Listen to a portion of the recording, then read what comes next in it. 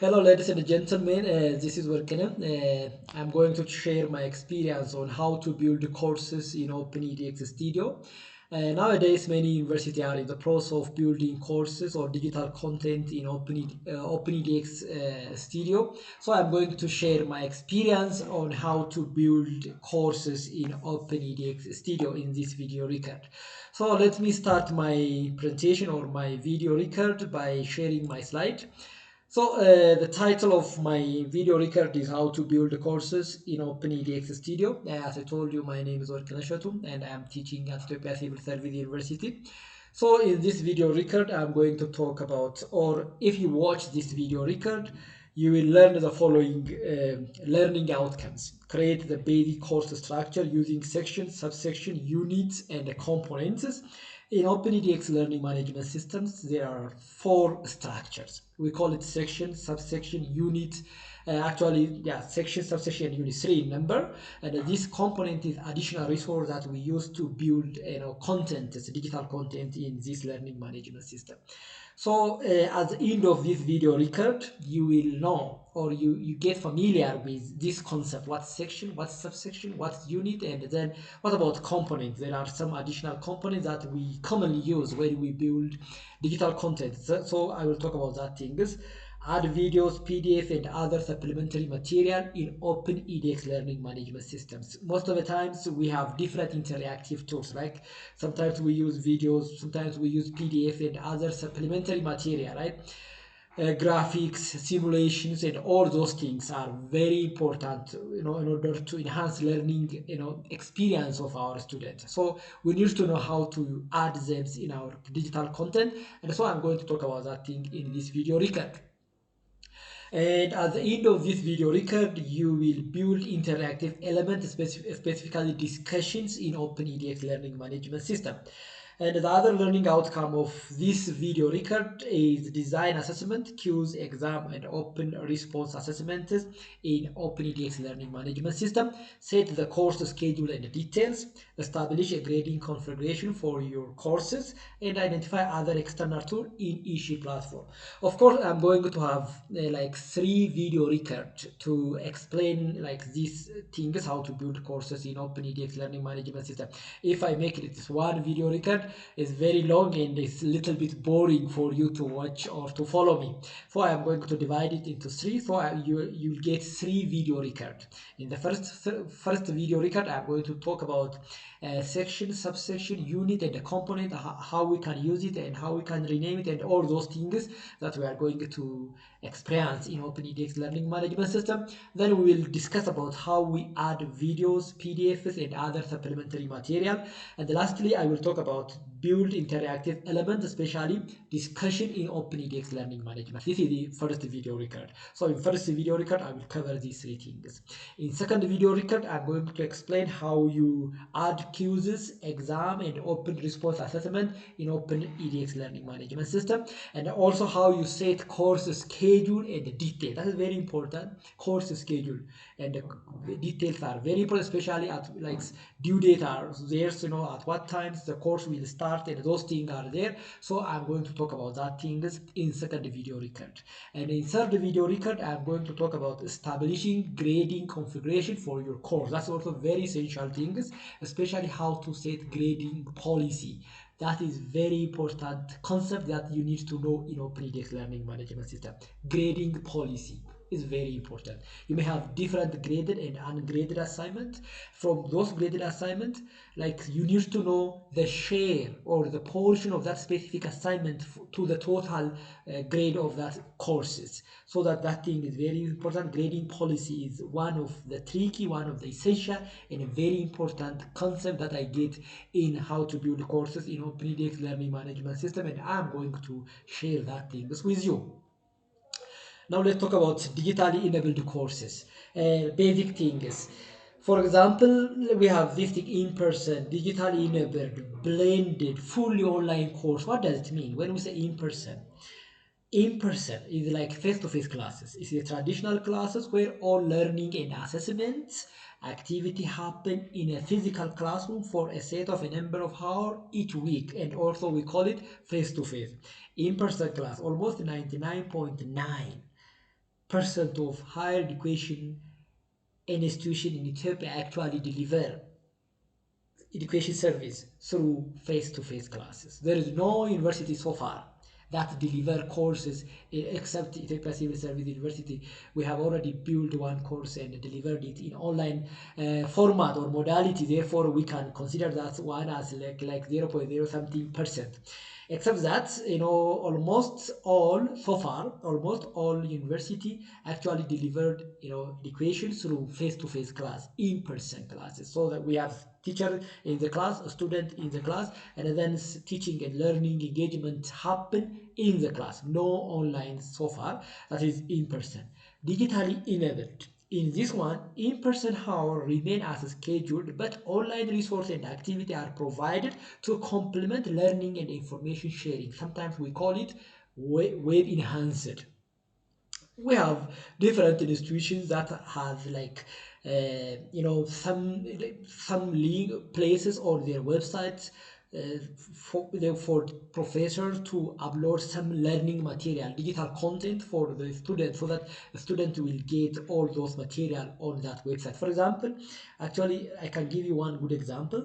I have completed my master degree and PhD degree in Korean Development Institute, the School of Public Policy and Management. And that course, in that university, actually, we access, learning material through this platform, digitally enabled learning or a digitally enabled resource we have.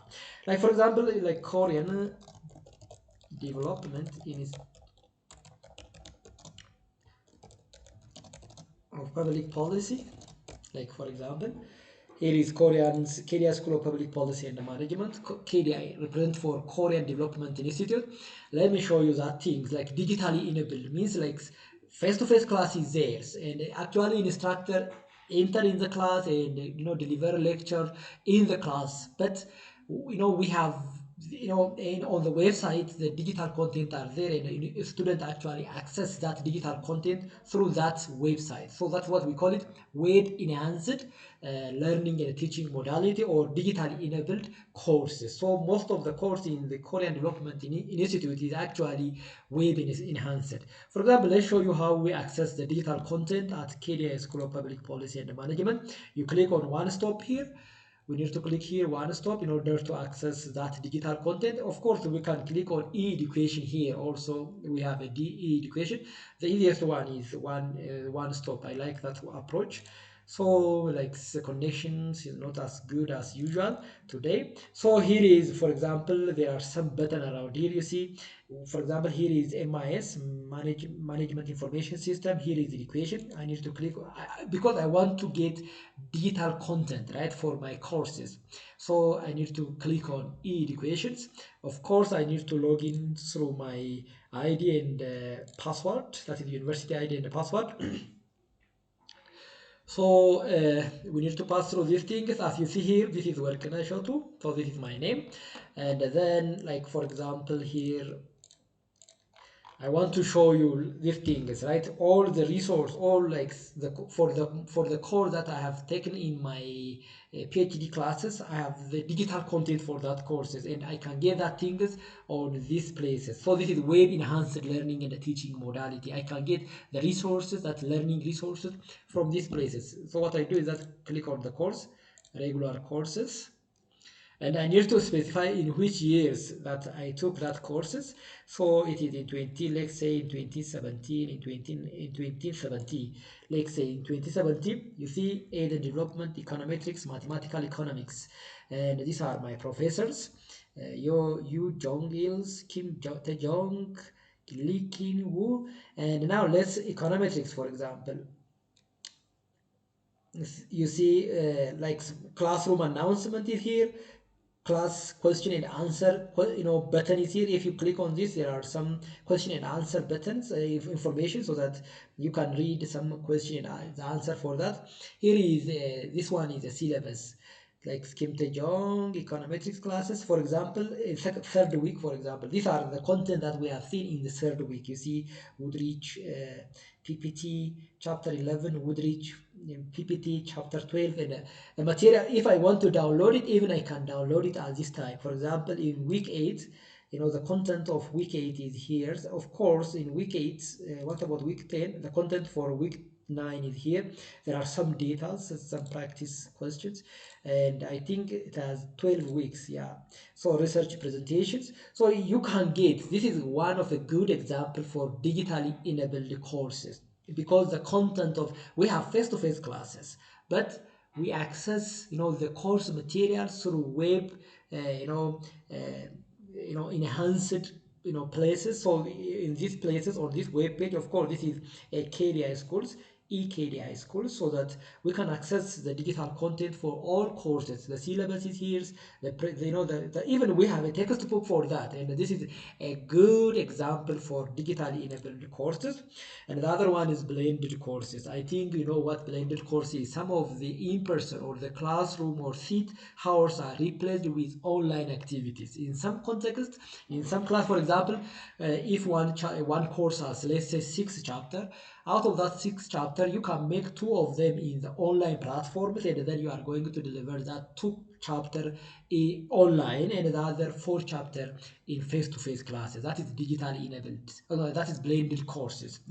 Some of the in-person or the classroom or seat hours are replaced with online activities.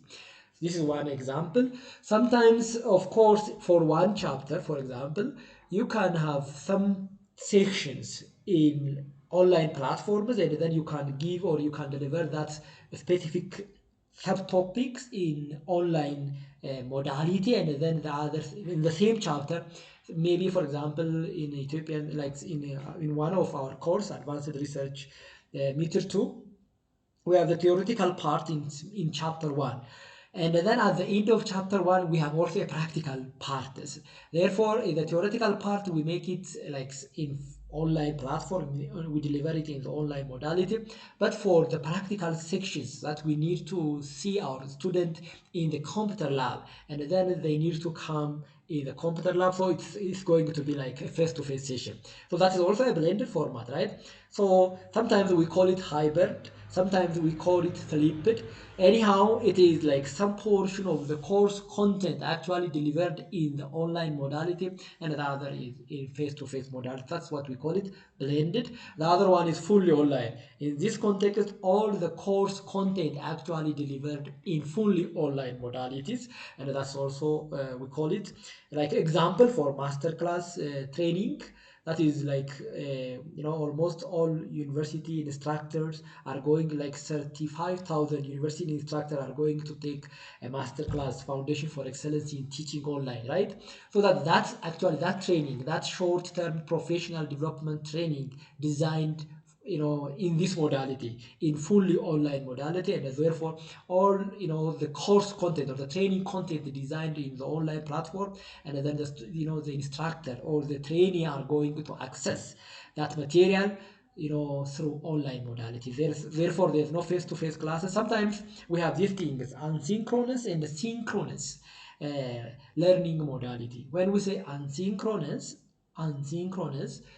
we don't need to meet at the same time, and there is no need to have a real-time like communications. You can make your engagement in that learning and teaching process at your own time when it is asynchronous. But in the case of synchronous learning modality, all students need to attend the class at the same time and engage in learning teaching process at the same time. That is synchronous, right? So under fully online, all learning and assessment activity happen online, typically on the asynchronous basis. And occasional live virtual session may be offered. You can record that live online session, and even if like some of them are busy to attend that live online sessions, you can record for them. That's communication, and they can watch it, they can engage, they can give a comment, they can ask questions after they watch it, still, so because it is asynchronous modalities. So I think you understand the difference between in-person, digitally enabled, blended, and fully online training, because it's not the basic thing that I'm going to talk in this video record. Uh, just a kind of brief introduction about these things. And the other very important thing is about learning management system and the studio. The difference between learning management system and the studio.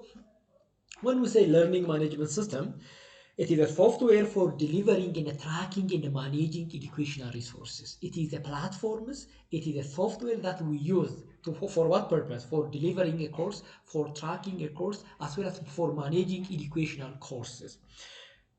Learning management system. It is a platform that we use to, to deliver course content in the online modality. Learning management system.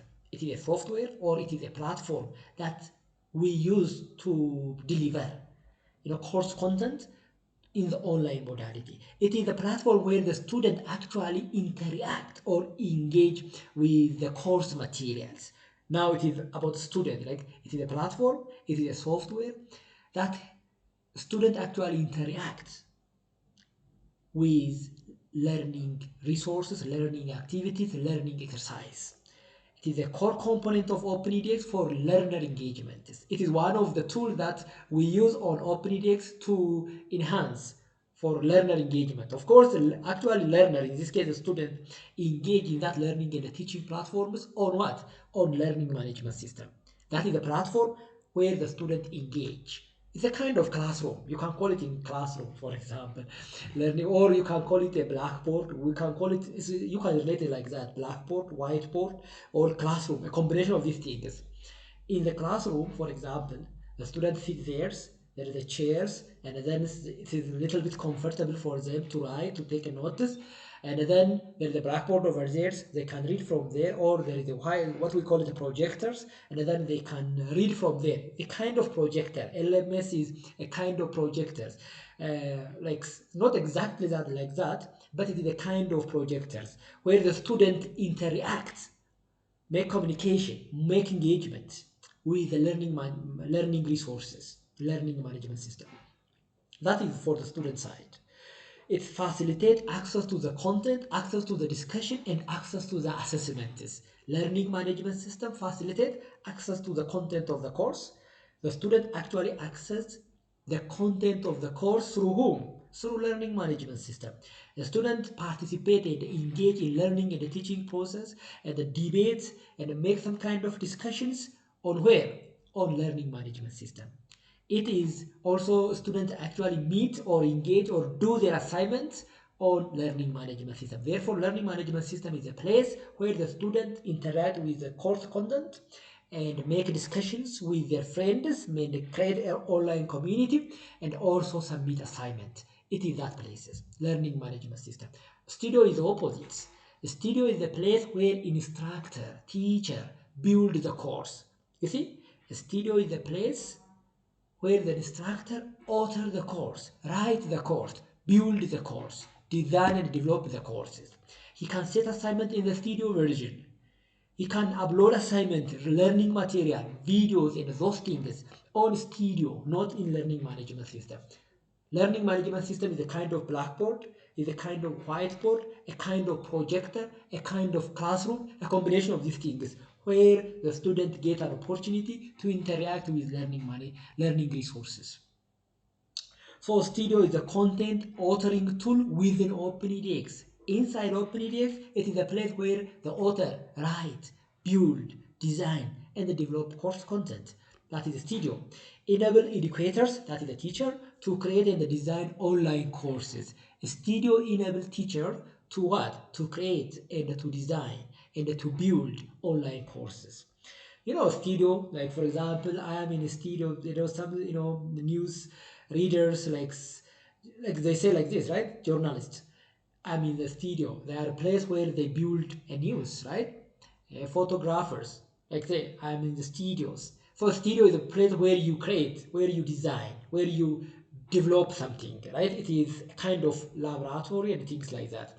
So it is user-friendly interface for adding texts, multimedia materials, and assessments.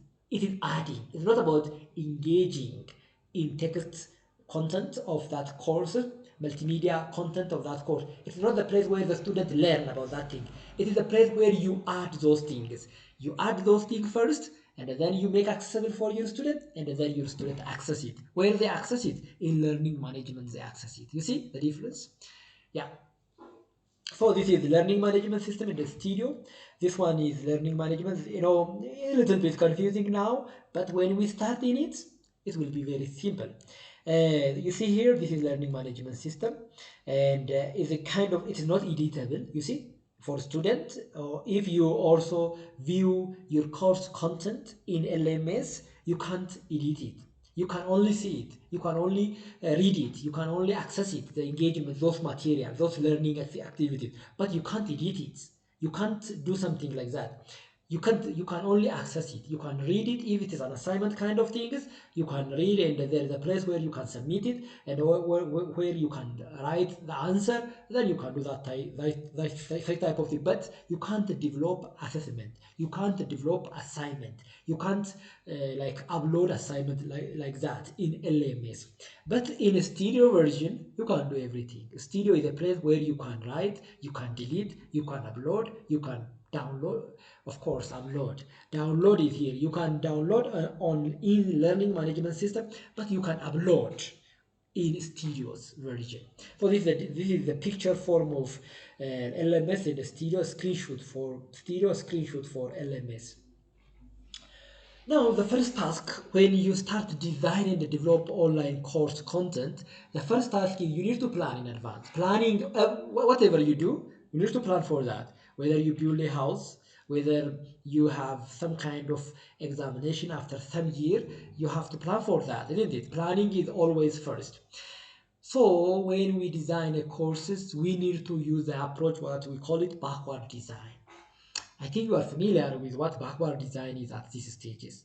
Backward design is a type of design where we start designing by putting the end in the mind.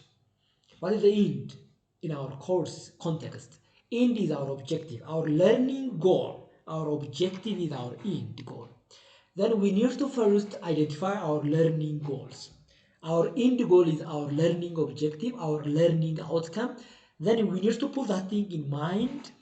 And first, you need to design, you need to develop smart learning objective. What is smart learning objective? Smart, it must be specific, measurable, achievable, relevant, and time bounded. I think you are familiar with that word. So the first task is you need to develop a smart learning objective, and then learning content and activity. You need to develop, okay, we have learning objective, and what type of resource I need to have in order to meet that, or in order to achieve that learning objective, in order to help our student to achieve or to meet that learning objective. What type of resource, learning interaction I need to have. You have to think about that thing, and you need to have it. Then you need to have assessment. Now you have objective, and then you need to measure it, isn't it? Whether your student actually, what we call it, this thing is like in masterclass, Foundation for Excellency in Teaching Online, we have two learning objectives in that specific training. The first one is you are going to experience, or you will experience what online learning look like. Like before you judge, first of all you need to make sure like that thing has a good experience or a good learning experiences. So you need to experience what online learning look like from the student perspective, not from the teacher perspective. Now you are a student in that learning, in that training, so you are going to experience this online learning from the student perspective, from the shoes of the student, that we call it like that, right? From the shoes, in the shoes of the student, you are going to judge whether online learning is good or not. And the second objective of that specific training is you need to design alignment driven, standard based online course content. Alignment driven. That means this thing must be aligned. Learning objective, learning content and activities, and a type of assessment must be aligned. What does it mean? One should be an input for another. To have a good or quality online course content, these three things must be aligned. Alignment driven, standard based. There must be some standard uniting quality matter things. So it's about that things. Sequencing or ordering.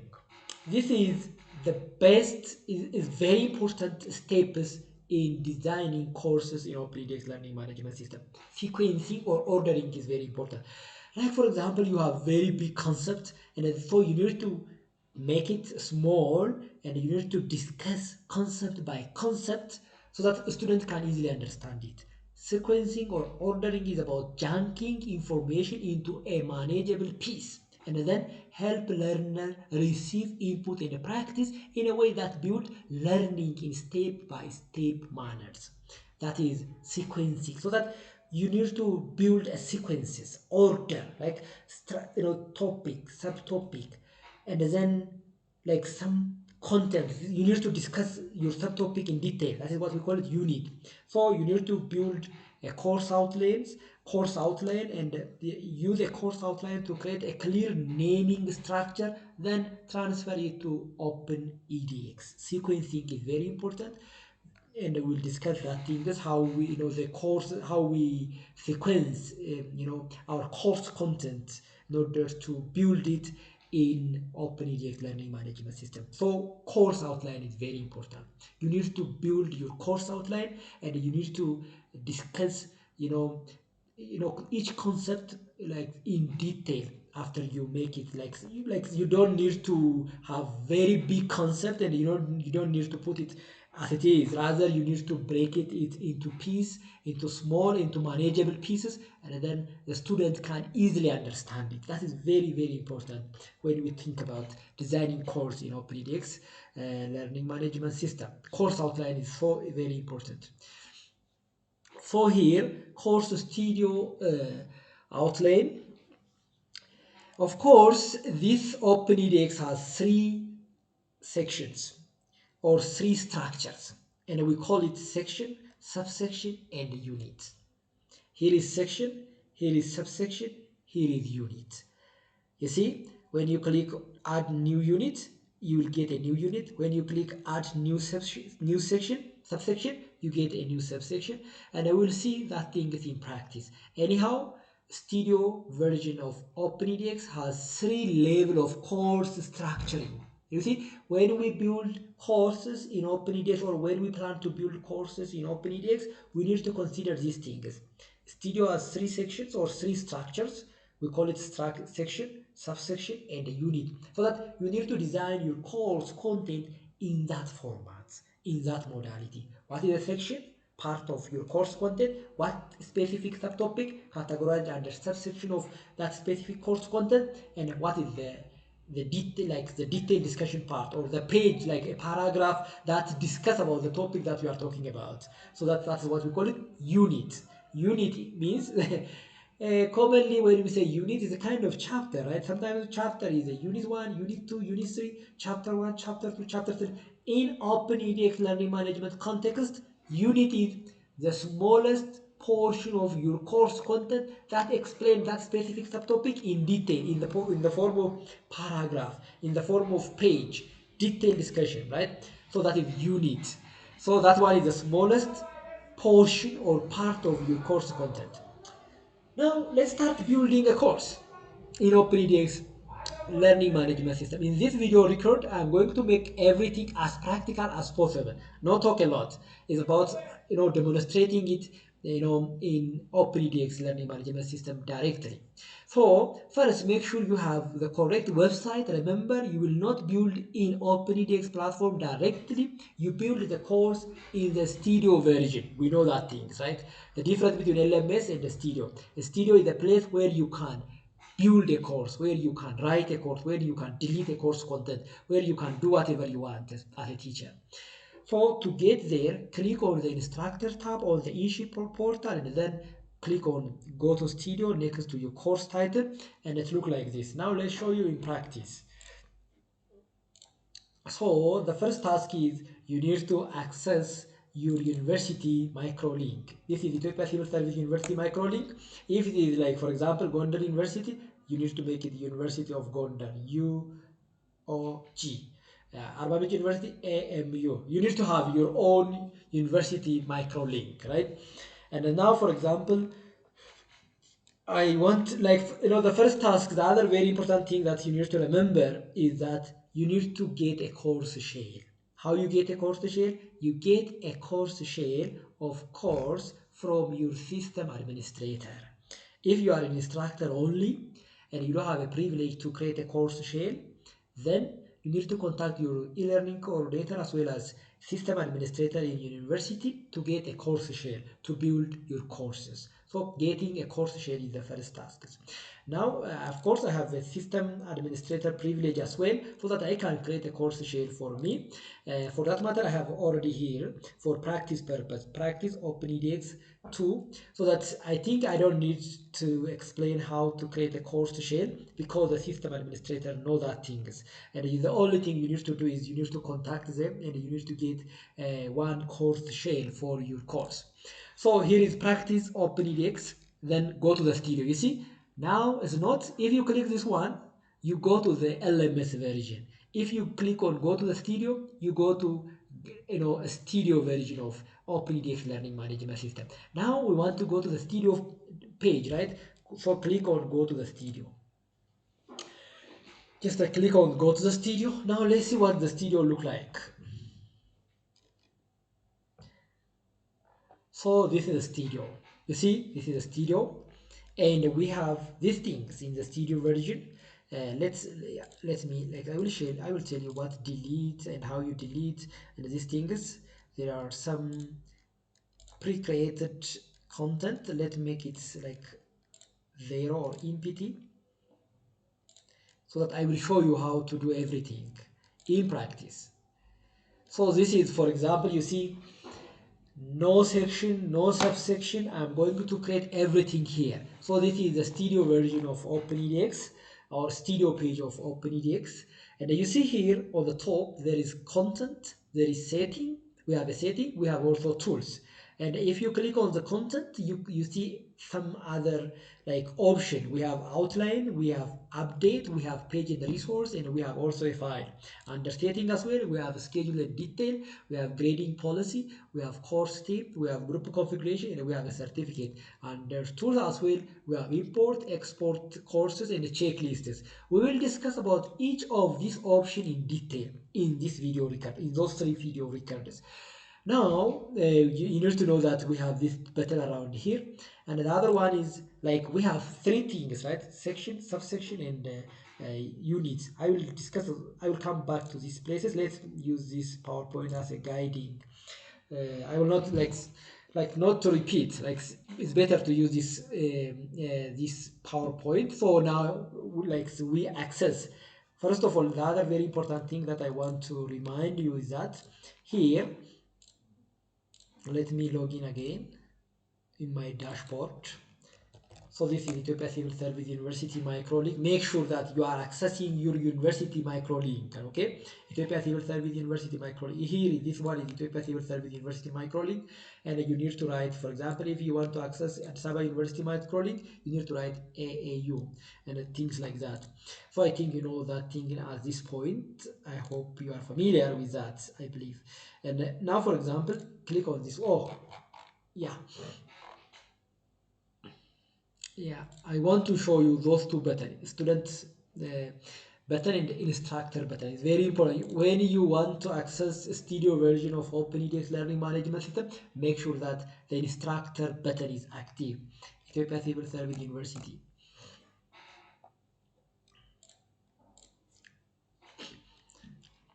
You see here, these things, very important. Most of the time, if you are an instructor, you have 2 buttons here, right? One is student and the other is instructor button. So in order to access OpenEDX Studio version, you need to click on instructor button, right? If you click on a student button, you can't, as a student, you don't have the privilege to access, the studio version of OpenEDX Learning Management System. Therefore, make sure that you are clicking on instructor button. So if you click on instructor button, you see this one, go to the studio. But if you are on the student button, you see here, it says go to the course.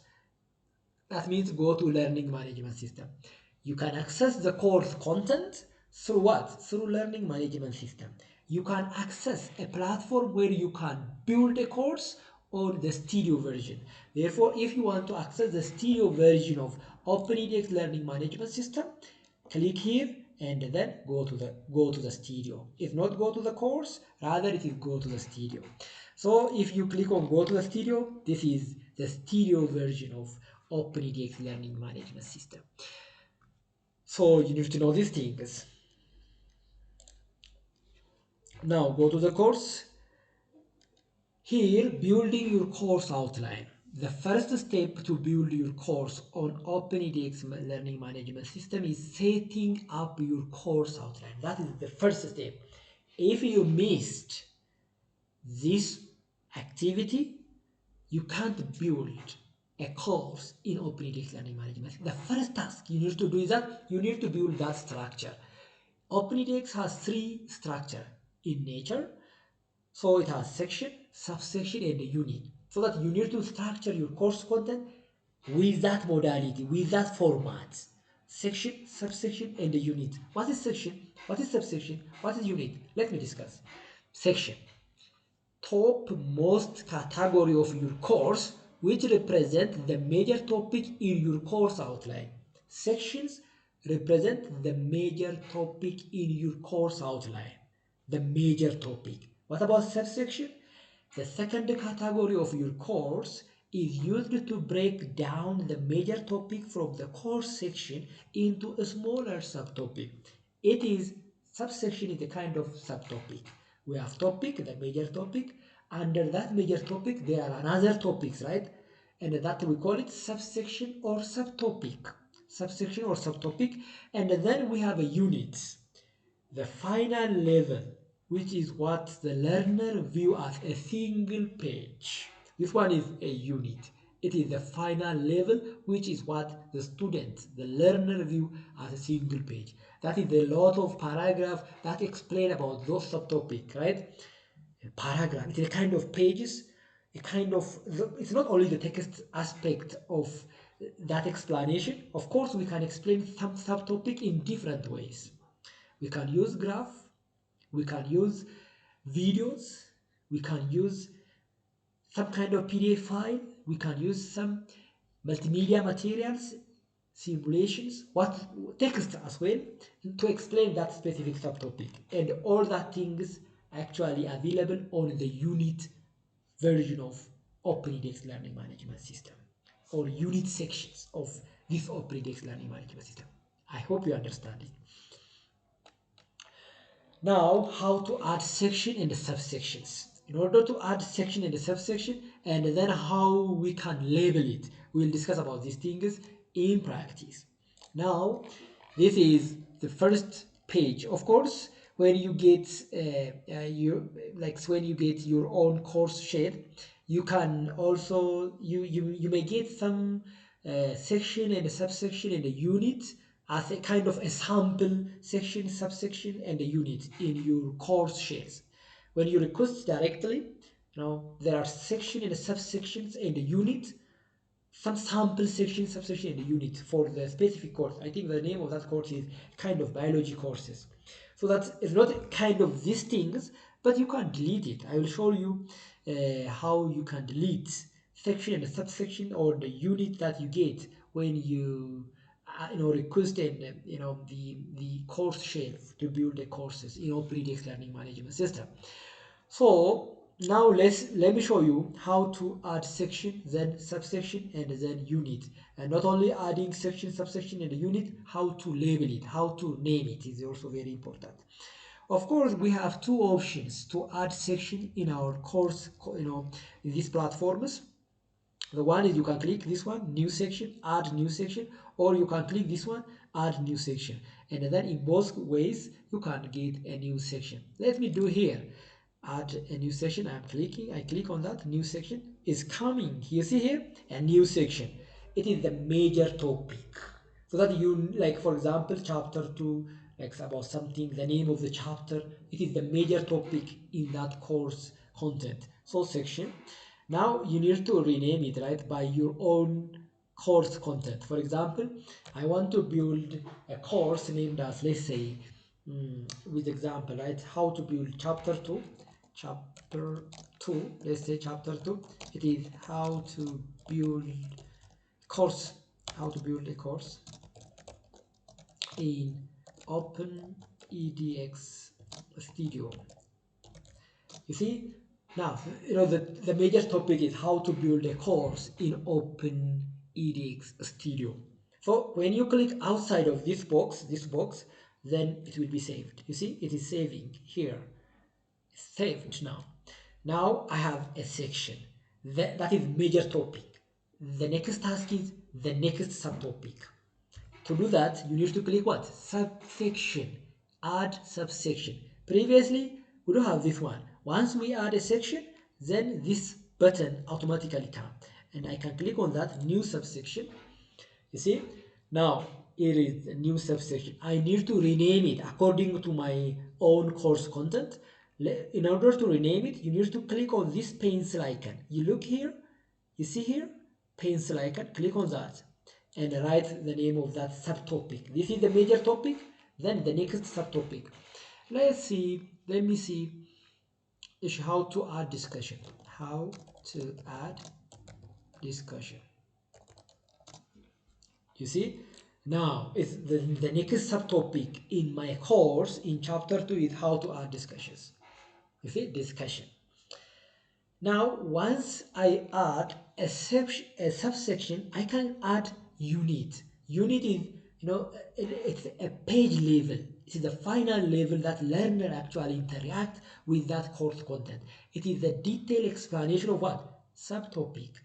You can explain that specific subtopic in different ways, not only in text formats.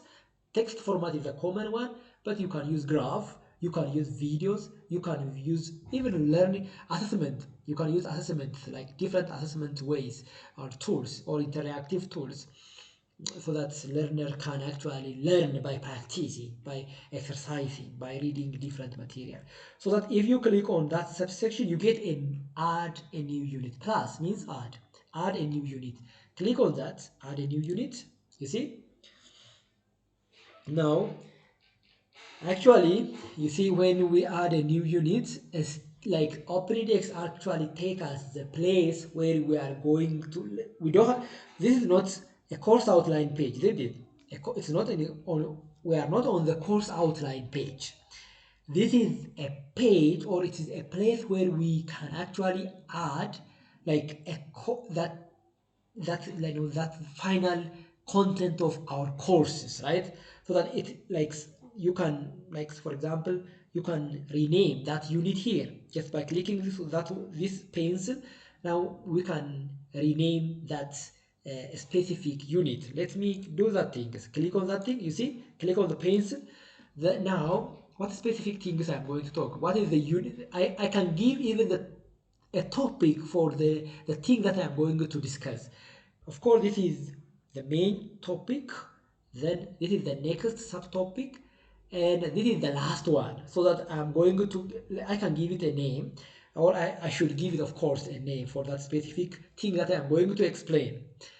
Maybe let me say like how to add discussion. Now, out of those discussion, I want to talk about community discussion. Community forum, right? Community forum. What is community? I think you are familiar with the community forum in OpenEDX Learning Management System. It is open space that any student or learner actually interacts or like engage in that learning and teaching process, or in that community, in that participation or discussion. Community forum. Now the name of the topic is community forum, and then I can like how to build a course in OpenEDX is a major topic. How to add a discussion. We have different type of discussion for that matter. One is community forum.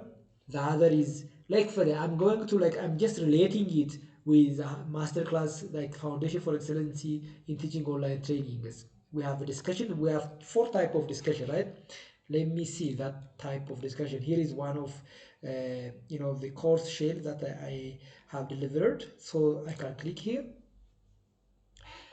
I want to show the type of the discussion we have depending on the topic. Based on the topic, there are 4 type of discussions. Community forum is one. Padlet self-introduction is another, I think. problem solution discussion as another's, and the mediest point in another discussion we have, right, in that training, in that short-term professional capacity building training, so that you can, like, you can build, for example, if it is the core that you are teaching is, let's say, biology, then chapter 1 is about introduction to biology. Then under introduction to biology there are subtopic, and then after that topic there are some units and the thing that you are going to explain in detail, right? So that you can build as in line with your own courses, right? Now if you click on discussion button, you see here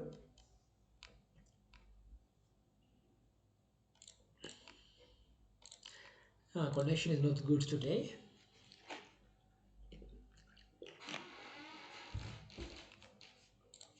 Anyhow, we have different type of discussion, right? One is community forum.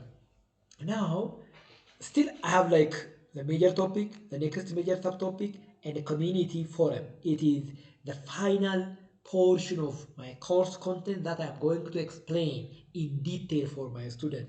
The way I can explain actually depend on my interests. Some of them I can use a text.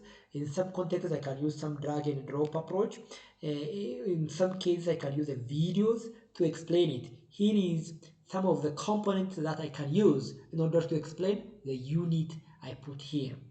Maybe I can explain it by text, maybe I can explain it by video, maybe I can explain it by using those questions, problem, open response problem. Yeah, sometimes you can ask a question not only to evaluate, of course, most of the time we use like open response assessment and problems to judge. First of all, we give them some learning materials, and then they need we expect that they read it, they watch it, depending on the type of the learning interaction or activity we give them, and then we are going to judge them. We are going to assess whether they understand it or not, right? That's fine. We can use it that approach. So we can use text. Under text, for example, we have different type of materials that we can use to explain the unit that we have here. I will come to that specific things now like not to repeat. I prefer using the PowerPoint. The editing setting menu, delete. Now the other option you have is delete. Sometimes when you develop a section, subsection, and a unit, in case if you add many sections, subsection, and a unit, some kind of duplicated things or whatever, unnecessary section or subsection or unit, you can delete it. The way you delete section, subsection, or unit is here. You click these three arrows and then the delete option is here. You can use that option and you can delete. Now let's show you that things. So you need to be on outline page. Here is an outline here. You need to click here first. So click on the outline, then you need to go to the outline page in order to get a delete option. You see here, now there are three arrows here. If you click on that three arrows, at the bottom of those options, we have a delete option. If we click on that things, this thing will be gone. Do it, delete it. You see, no more section, subsection, and a unit in my courses. And that is how you can delete it. And the next button is move. You can even move your sections, subsections, depending on your interests. Now let's show you. This is a practice, OpenEDX practice course share that I have. But here, for example, uh, in my course in Foundation for Excellence, in one of my training, I can use as a sample. Like for example, I can go to the studio version. This is LMS version, and therefore I can't do anything here because this is only read only. Okay, you read only. You, if there is an assignment, you can submit an assignment, and you can write it in that context, and then you can submit it. But in the studio version, you can do whatever you have or whatever privilege you have as an instructor. Maybe like uploading, go to the studio. The simplest ways, the other ways that you go to the studio is clicking. Like if you are an instructor and you are looking LMS version, around here there is a button that says go to the studio. Click on that, then you go to the studio. So this is a go to the studio version. This is studio part. Now, my point is I want to show you how to move section up and down. Now, for example, I want to take this subsection up or this subsection up. So that you do like this. This is module 0, start course. This one is welcome, start course. It is welcome. So that I want to put module 0 like above this one. So to do that, click on these three arrows, move up, move down, move up. I want to move up, go move up. You see? Now module 0 is first and welcome is second. I need to put it as it is, like this one is not fine because module 0 is actually after welcome section, so I need to move it down now, move it down so that now it actually we can use we can see it as its initials order, right? So that you can move up. You, of course, the other option you have to move up and to move down is here you go. You can use this double like three like dots, this one, not this one. Just you need to press your left mouse and then hold it, press and then hold it and then take it to the place that you want. Like I can put it here if I want, but you don't need to release. You need to hold your left buttons, or like you can now if I release it here, it will be here. You see, now it's coming here. Actually, I want to. I don't want. Yeah, if unless I publish it, it will not published. It will not visible for students, for example. Unless you need to like in order now I just change the order, right? Unless I publish it, but there is no undo. I think these things work as undo. I want to make it undo, but I'm not sure where we can undo it. If I do it, it may go to yeah to the previous pages. So unless you like for example when you are working something in OpenEDX Studio version, if you want that thing is visible to the student, you need to publish it. Unless you publish it, your student cannot see. Okay, in order to make it visible for your student, you need to click on publish. Like to do that, you need to click here and you see here publish. And if you click on publish, that change will be permanent, or it's a kind of it will be visible for your student. That the change will be visible for the student. If you don't publish it, it will be as it is, and you are you are the only one who can see that changes. The student can see it. So another thing is about copy and paste. Sometimes you can copy a section or a subsection and then you can paste it in another courses. For example, let me like this is our practice course shell. Now let's open one of our courses, for example, masterclass courses. So that always make sure that you are accessing that course share through your university microlink. Unless you go like that, you are not like you can't access the other university's microlink, of course. So make sure that you are like typing your university's microlink here. So for example, if I go to the studio here,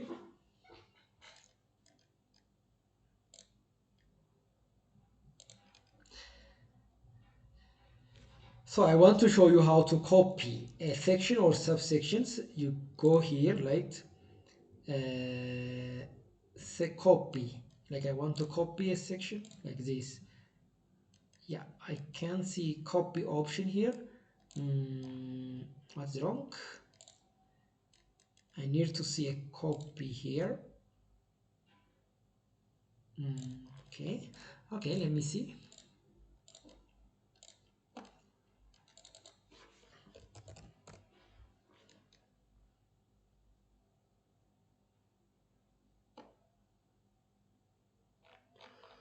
Okay, for example, this course course content, I want to take a copy from here. So for example, I can click here. I need to get a copy options. I can't see a copy option here. What's wrong? Configure, duplicate, move down. Okay, is it from section? Let's see, from units. Even I can copy a sections. Yeah, copy is here. Actually, I copy only a unit. You may also notice in the above screenshot that there is a new option available on this menu. You can now copy to a clipboard, which allow you to copy a unit, section, or a subsection to a different course. See the screenshot below. Of course, you can copy not only a unit, even section and subsection. But there is no option for to copy a subsection. For example, here, yeah, this is a subsection and I don't have these options unless I copy like each section, like for example here I copy to the clipboard. This is a unit, right? This is a unit level. You see the major topic is here, week 3 from 4 to 2 fit, that is section highlights. Here it is, welcome to, you see, even you can like by clicking like this, these are all subtopics. This is subsection, this is section, this is subsection. You can see even it's like these things. And then if you click here, this is, you see, like this is like another box in this box. The major box is this one. So this is a subsection, this is a unit, right? So these are a unit, but I can have, actually I have option for copy to from these things from a unit level or at the unit level, but I can't copy as subsections. I don't have an option to copy here. But here, as you see here, it says section, subsection. Even you can copy section and subsection, not only a unit. Anyhow, I can show you these things like copy to the clipboard and then come to one of our practice. And then like if I make it, if I refresh it, I need to get a paste option by default. Okay, there is no paste option here. What about here? At the bottom, there must be a paste option. If there is a copied unit on your clipboard, on your mouse, then the option paste comes by default, which allow you to copy a unit section or subsection to a different course. See the screenshot below for the paste unit button that appear in any of your courses when you have a unit in your clipboards. Of course, you need to copy step by steps, right? You need to copy each unit step by step like that. It's a little bit time taking and things like that. Anyhow, you once you copy that thing, then you need to have an option to paste. Yeah,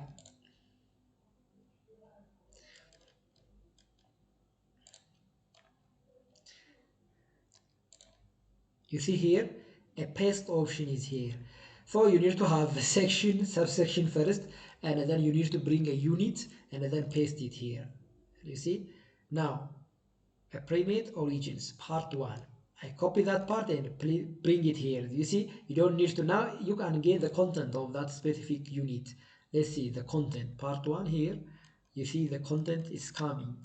So that you don't need to write it a unit twice. It's copied it, some kind of video, and it's a kind of video. So that I just copy this video from this masterclass course content and I just bring it here, or I pasted it here. So that's one option, but you can't copy, I think, a section or subsection as it is. It's kind of, you need to copy step by step, a unit by unit, because it's like that. And the other thing is adding a unit. After adding a subsections, so we have seen this thing, adding a unit and then how to label it. I think at this time you know how to add a unit and how to label it, how to rename it. And now this is a unit, you see, it is a unit, and in order to rename it, you click on this pencil icon, and then you can write what's the name of that unit, and then you are going to explain using these components. We'll talk about that component shortly. Introduction to the components. Components allow you to add a different content, interaction, and assessment to your courses. You can use, or you need to use, a component in order to add a content to your course, interaction to your courses, and assessment to your courses. So a component or those combinations or those collections are very important in course design because we use them to add content or interaction or assessment to our courses. To find the component menu, open your course outline in OpenEDX, select a unit, scroll down to add a new component. These are a new component, you see. We have advanced component, library context component, text component, open response component, problem component, video component, and drag and drop. These are very important icons that we are going to use to build the courses. If you want to add content of your course, you need to use this component. If you want to add some interactive tools into your course content, you need to use these components. And if you want to use some assessment, or if you want to integrate or to build some assessment in your course, you need to use those components. They are very important. We need to know them. Where we can get them in OpenEDX. In order to get the components, you need to click on units. You get them under unit at the bottom of the unit. For example, in our case, this is our course, right? Practice OpenEDX 2. So first of all, let's show you. You need to start from outline. So this is our outline. We have one unit here. So here is a subsections, and here is a unit. Click on that unit. You see, this is the units. Now this is one of videos. Actually, we add this video, or the author of the masterclass Foundation for Excellence in Teaching Online add this unit by using those components. These components, and those components that I'm talking are here. These are add a new component, and if you want to add a course content on your course, you need to use this component. If you want to add some interactive tools in your courses, you need to use this component, as well as if you want to add some assessments, some assignments, summative and formative assessment, you need to use this component. They are very essential, so we need to know them in details. So this is a place where you get a component. You see, it says like these are the components, and this is a screenshot of those things, and they are here. They are very important. If you want to add additional unit, here there is an option that says new unit. Now it's a kind of adding a page. You see, new unit means a new page, so that you can click new unit. So I'm going to get a new unit. So I need to rename it here. Maybe I'm just talking about community forum. It depends, right? Depending on like you can like have different units or name of the unit, but you need to rename it. The point is, here is the place that you rename your unit. So you need to click on this pencil icon, and then you need to write the name of the unit that you are going to explain. Community forum. You see, so that is another thing is, and another one is like text components. Text components. In this component, we have different components, right? Add a new component, we have different components: advanced component, library component, text component, open response component, problem component, video component, and drag and drop component. Now I'm going to talk about text component. This component, text component. What type of option we have in the text component? We are going to see that. Text components. One of the most used component in online course is the text component. Of course, we explain about some concept by using a text, right? It is one of the most used component in online course is this component, that is text component. When you select the green text box from the add new component menu, you get 6 options. These 6 options are text, announcement, anonymous user ID, iframe tools, raw HTML, zooming image tools. These are 6 options that you get under text component. Let me show you that things. Now text component is here. Click on that things. There are 6 components. You see, text, announcement, anonymous user ID, iframe tools, raw HTML, zooming image tools. There are 6 options you can use or you can select. Now, here it says these options. The next task is the three most used component. Out of that six option, three of them are the most used text component. This course explains the three most used text component: text, iframe tools, and raw HTMLs. So out of these six options, commonly we are using text, iframe tools, and raw HTMLs. I'm going to show you that things in my today's video record. So, classical text box components. Now, most of the times we explain about some topic or concept by using text, right? By writing about, for example, community forum. Community forum is the places where the community, that student, learner, it is a place where learner create online community by asking questions and answering their friend's question, right? It is a place where the learner actually create online community, and that type of platform actually support both student and teacher, because student asks a question in that platform and the other student can respond for that specific question that the other student asked, and the teachers can, it like has a kind of benefit for the teacher, because students actually support each other. They create what? Supportive online community by using community forum. We can create a community that support each other but in this online learning and teaching process. That is about how I explain what we call it a community forum through using a text. I'm going to write that things. So now let's talk about classical text box components. Now let's show you first of all. Let's read here what this thing says. Text box component. After adding a new text component and selecting text, a text box will appear.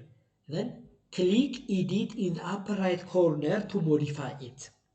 Then you will get a rich text editor interface, also known as what you see is what you get. And this abbreviation is actually here. What you see is what you get. That means what you see in OpenEDX is what you get in LMS. What you write in OpenEDX is what you are going to see in LMS. It's very simple. It's this thing, a rich text editor interface. It is very user friendly for that matter. There's not that much coding. It's about writing.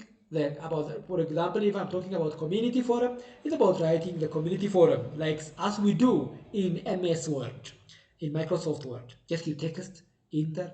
You can do all these things. Write regular text, change font family, heading, color, italics, bold, underline. You can do all these things. Now, first of all, before I tell you this thing, let me create or let me show you how to add a text option under the text box component. That things. You see here, first of all, let's cancel this thing. Here is the text component. Click on the text component. You get 6 options. But in our today's presentation or in this specific how to build courses in OpenEDX Studio training, you are going to see 3 of them. The first one is text, the other one is iframe tool, and the third one is HTML. Now, let's start from text. We are talking about text. I click on text and it's coming. This is the text component, right? Then if you click on edit, you get a box that we call it like rich text editors. This one, rich text editor interface, also known as what you see is what you get.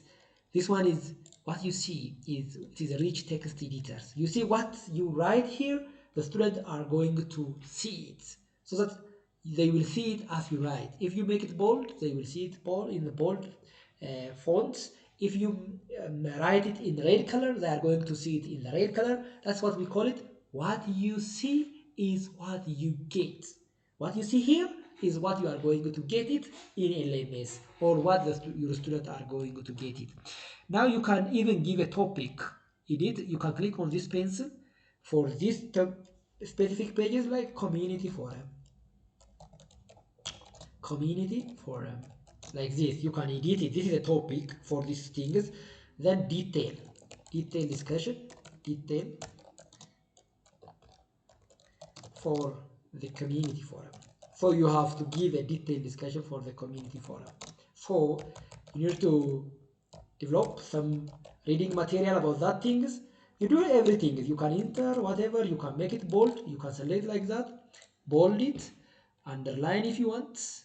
If you want, you can like select these options, margins, whatever. You can put a bullet if you want, you can put numbering if you want, whatever. You can, this is italics, links, for example. If you want to highlight these things, like you can select like this, and you want to put some link here, click this one. Maybe I want to like direct that specific button, like community forum, right? So this is LMS, for example, practice. Like for example, here, for view live.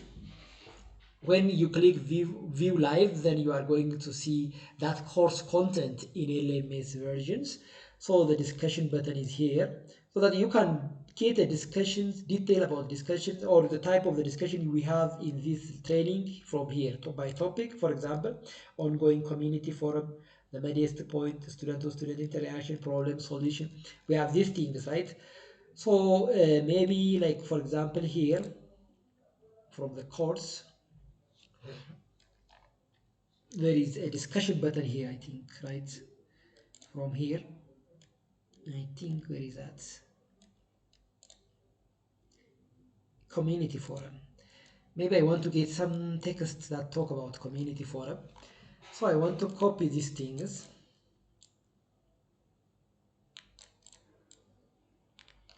And I can even copy and paste. I copy from here.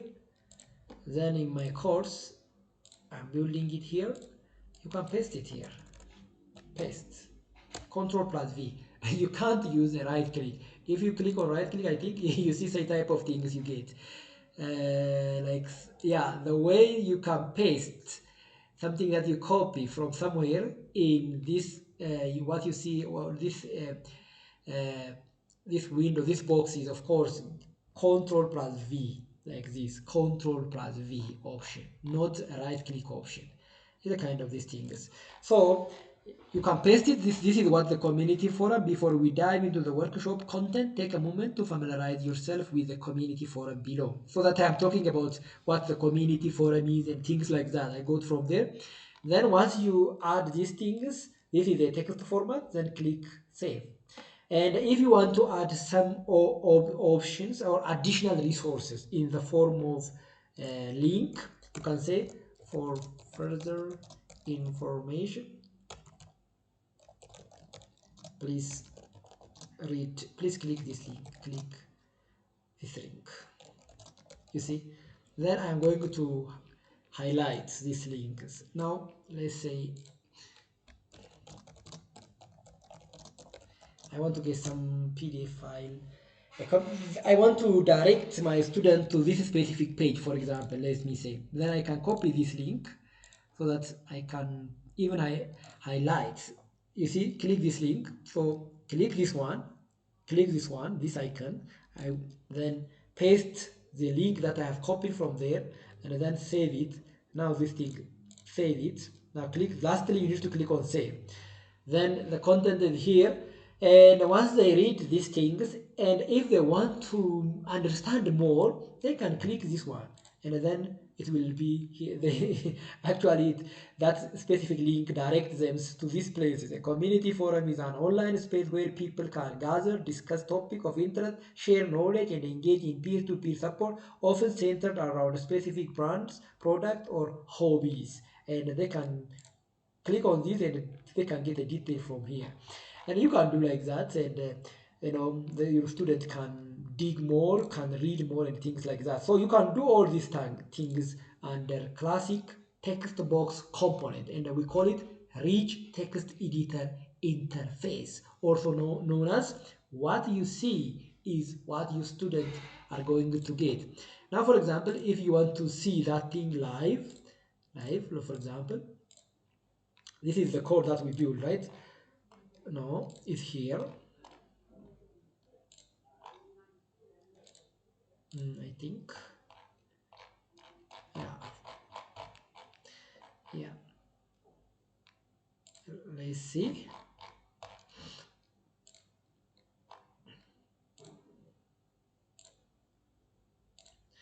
All right. Let me open that specific practice course share. Practice OpenEDX 2 course share. Go to the course, to the studio.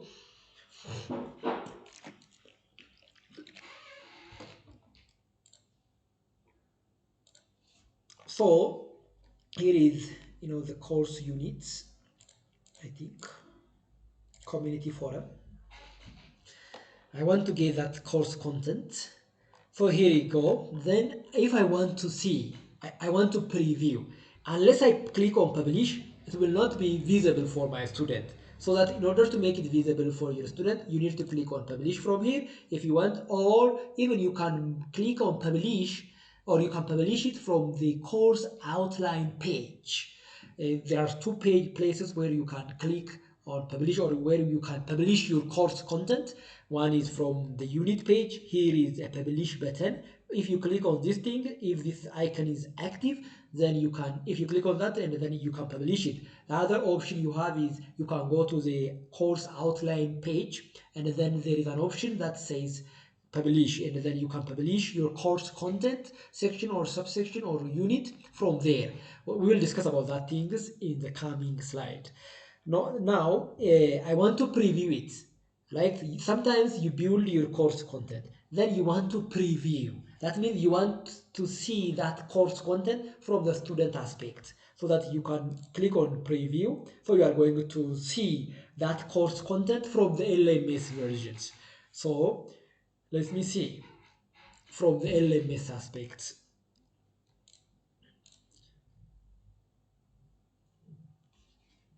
You see?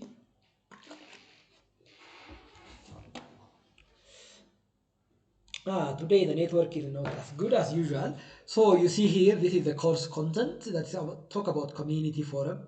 The detail is here, and if the student want to read more, they can click on these links, and it will direct them right to that specific pages. Yeah.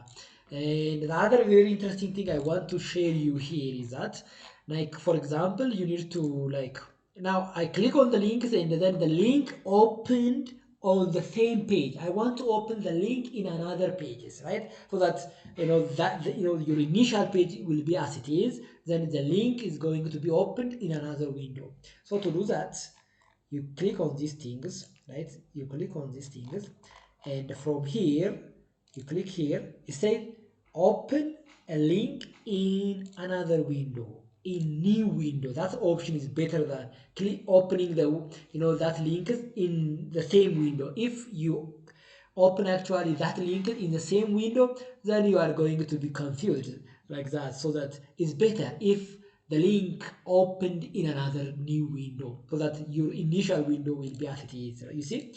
Now, for example, once you do that things, you need to click save, and now it's saved. Now, because there is a change, you need to click on publish, unless otherwise, your student can't see a change. So click on publish, it will be visible for your student. If you click on this one now, on these links, it will be opened in new window. That option is better. You see, this window is as it is, but here you go. And the other thing is about adding image. For example, sometimes you want to add image. For example, a community forum image. Let's see community forum image. Community forum image. Yeah, I want to add this image to my course, so that the student can easily understand what the community forum is. So let me save my image first, then I will show you how we can add a community, how we can add image in the text box or in that interfaces. I think this one is better, right? actually it represents this is online platform, so online community. I think this one is better than any the others. So that I want to save this thing, community forum. So the point is now how is about how we can add image in the text box or in that interface. In the what you see is what you get pages. So to do that, you click here. I just want to save this image. Yeah, to do that, click on that, save the image, copy the image, save the image, save image as. I can save it on desktop, community forum, save.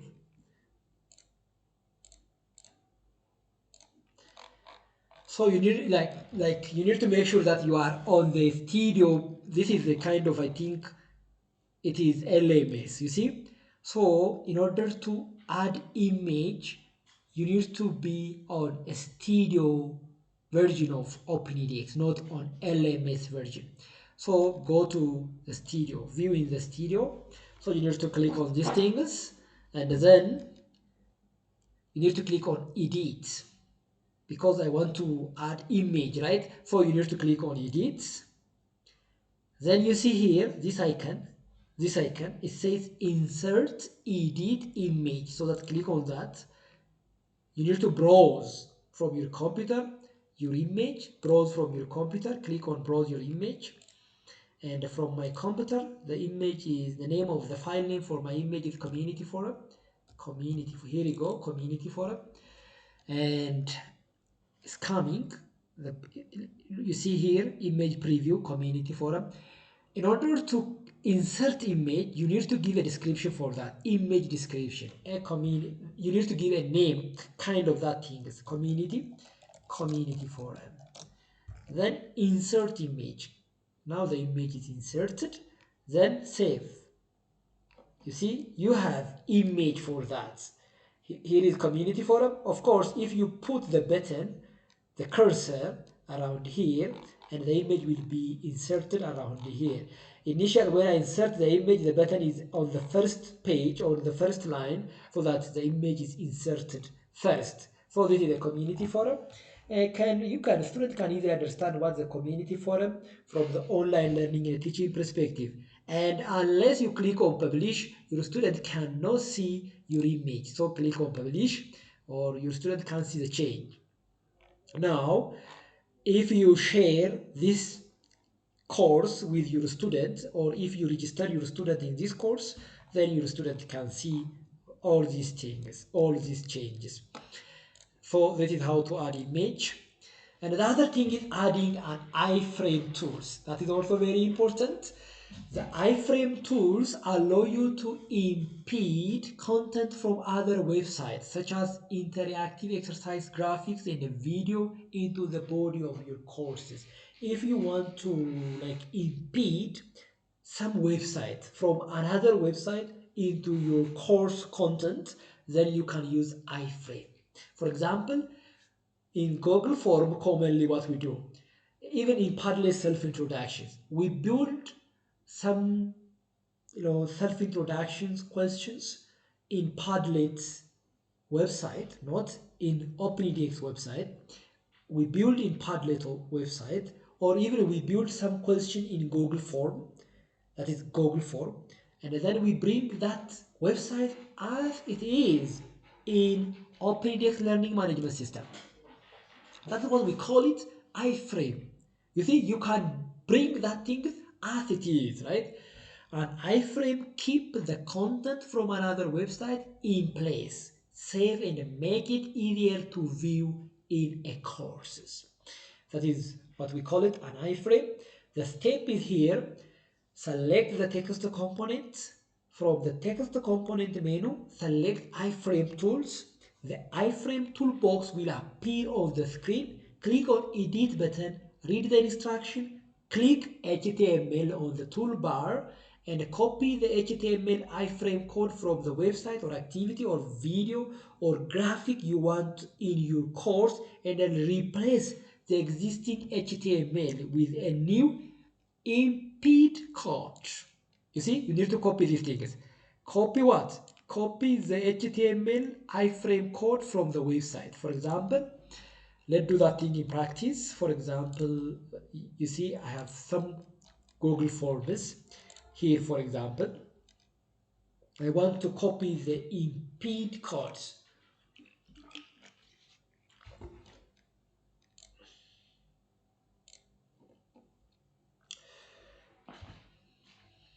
I think this connection is not good today.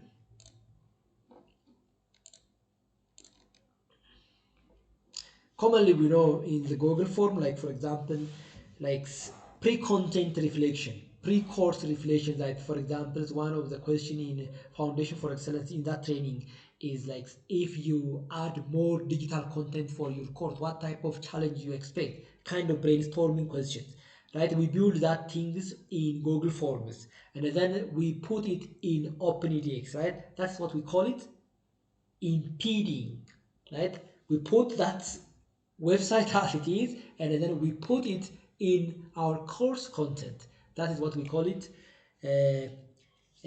iframes. So we use iframes tools in order to do that activity. For example, like for example, here is SS course certification form. SS course certificate submission forms. Of course, you cannot impede this specific website because this thing actually requests students to submit their certificate. Therefore, they need to upload a certificate. And OpenEDX actually can't allow a website that asks students to upload some kind of document because there is, I think, a space problem. I don't know. But I tried these things, but it's not working. So that I need to select another option, another Google form that actually do not ask these things. So let me like for example this one, portal error report form. This one is good. Portal, there's no option for there's no request of uploading or submitting some certificates on these Google Forms, so that we can put that Google Forms directly as it is in our course content. For example, here you go. Then I want to share it, right? So that in order to get or in order to copy the impeded code, of course, this you can get the impeded code from here. Click on these things, three icons. Yeah, it's like kind of connection. It's still processing. Let us wait a little bit.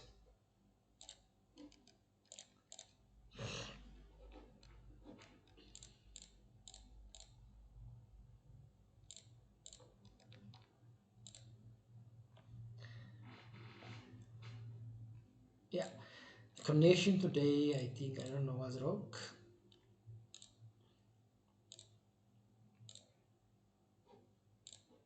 Yeah, click on here, portal error report form.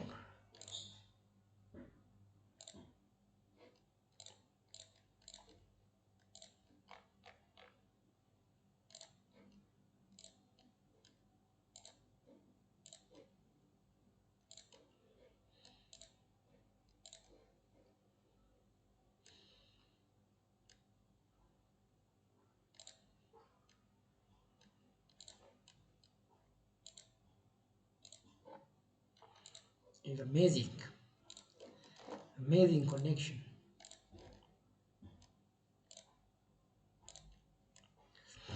I try to make it short, but time is going.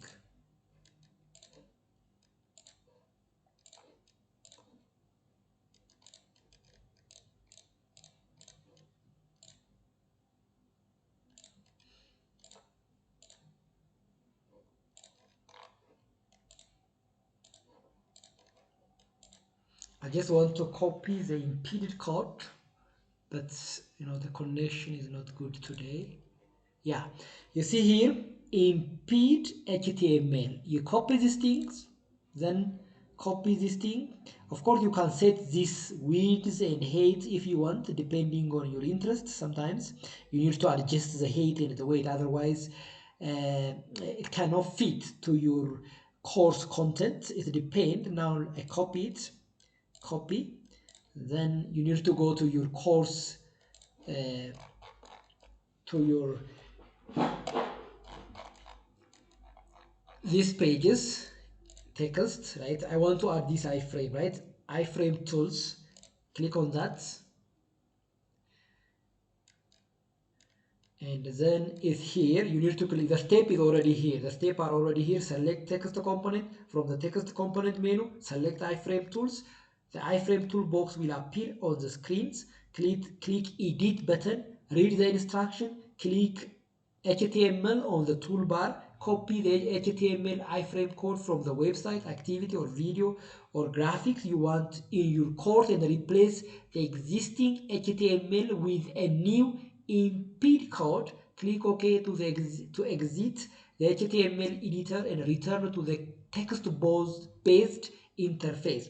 Click the setting in the top right corner to add the correct title of the tool or URL, and then click save. So this is a step over here.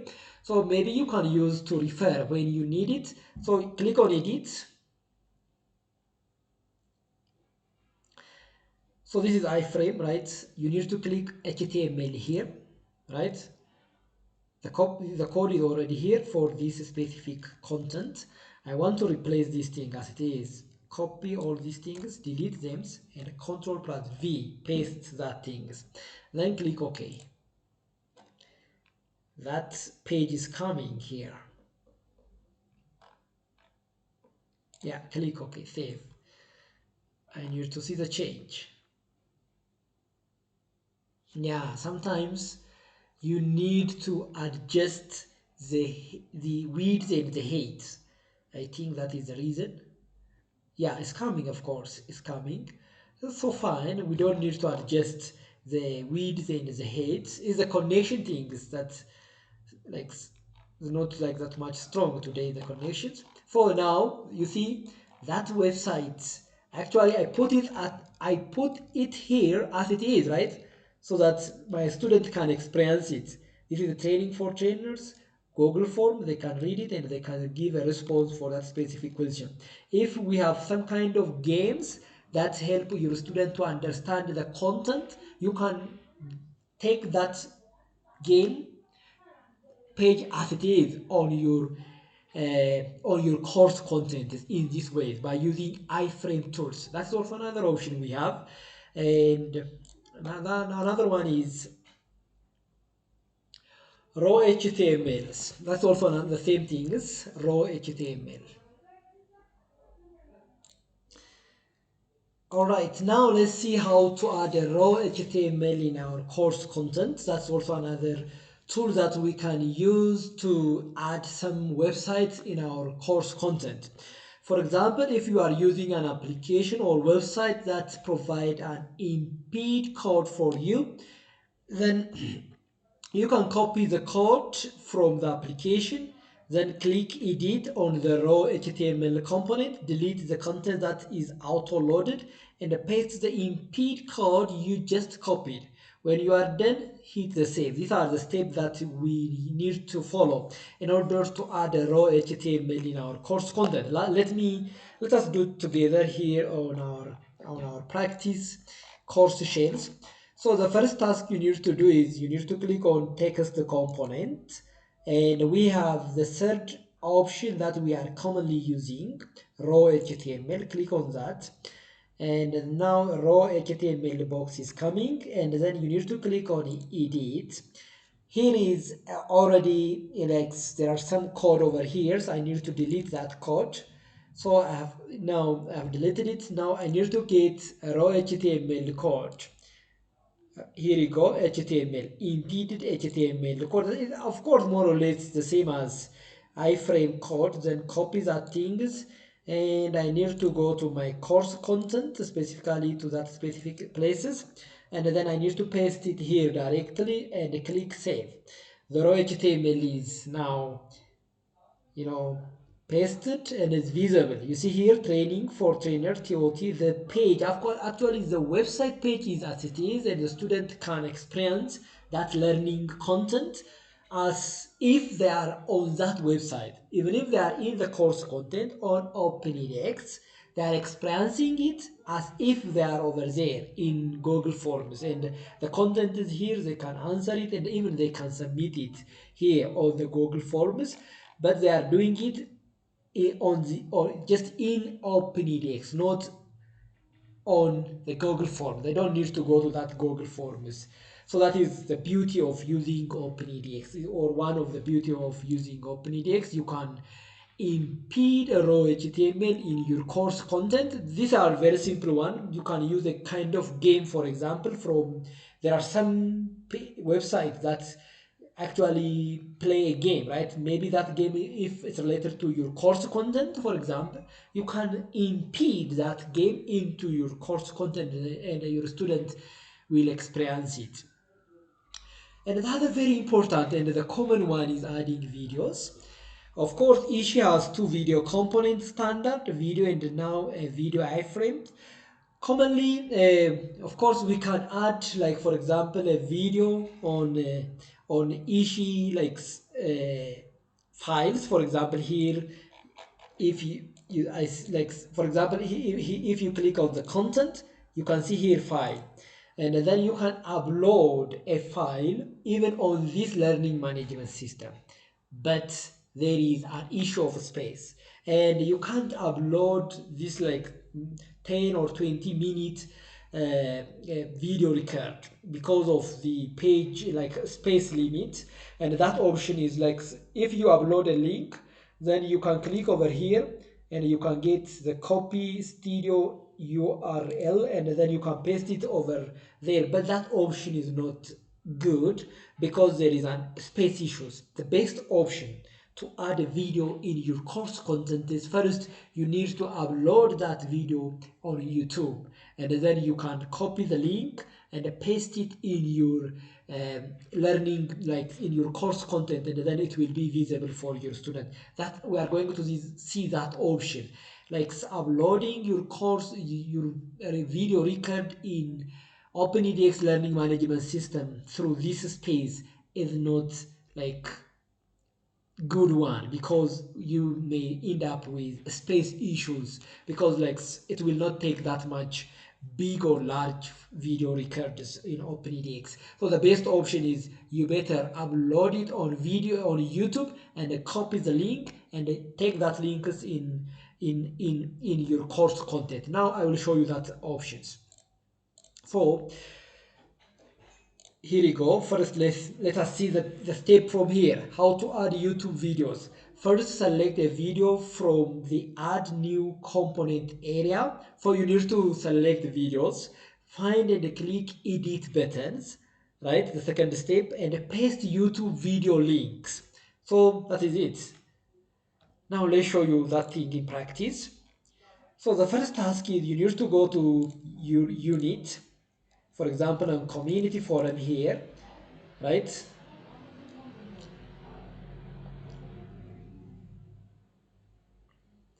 Yeah, its connection is not as good as usual today, so let's tolerate it. So you need to go down here. These are add a new component option.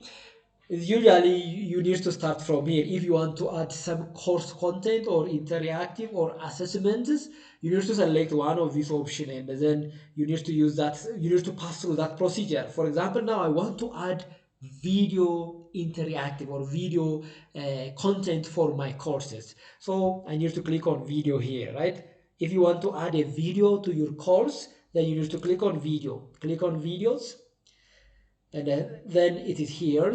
This one is preloaded videos. Of course, I read these things. You know, this person is, I think, the founder of OpenEDX, something like that. You can get the detailed information about these videos from the how to build courses in OpenEDX training. If you read over there, you can get the history of this professor. So you need to click on edit, right? Now you want to add, I want to add some YouTube video to my course content. For example, first of all, I need to copy the link. For example, this one, copy this one. You need to click the copy of the link of your YouTube video, right? So this is a copy of my link. I want to add this video link, this video in my course content. Then come here, right?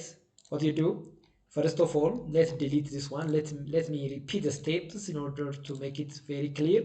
So what you do is that you need to click on video because I want to add a video to my course content. Click on video, right? Click on videos and then click on edit. And then this is the link here, default video URL. So that copy and paste. Now this is my video link and save it. Now this will be replaced. This is my YouTube videos. You see, this is how you add a video into your course content. Now there are other options. This is the videos, so adding transcripts.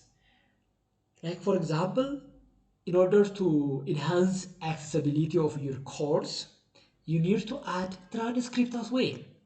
Especially for example, if some of your students can't hear, right? And so they can't watch that videos.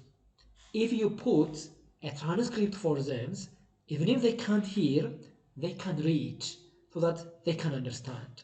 So in order to like enhance accessibility of your your courses, it is highly advisable to add a transcript in your course content. So to do that, transcripts are uploaded in SRT file. Another very important thing. Of course, if you have YouTube videos, you can generate auto-generated transcript from YouTube, but that is not in SRT files. That is not in SRT file. On the other hand, you can upload a transcript on OpenEDX Learning Management System if it is SRT file. So you need to convert YouTube generated transcripts file into SRT file. More probably, YouTube generated transcript file is SUB. I will show you in practice.